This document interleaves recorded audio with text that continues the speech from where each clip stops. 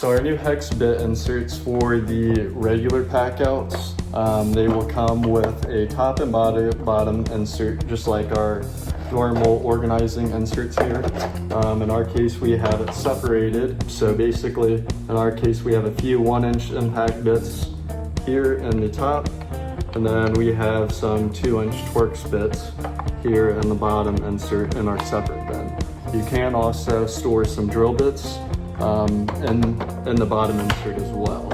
You are taking this on a job, you have your other tools in your other bins, you just want one designated bin for your bits, then you can just stack both of those on top of each other, and that would allow you to essentially double the amount of space you have. We do offer the hex bit inserts for both these square bins and the longer bins here. The square bins, if you were to stack both of them, you can get up to 176 bits in there. So that's a lot of storage. Or you can even go with even more. That would allow you to get up to 374 bits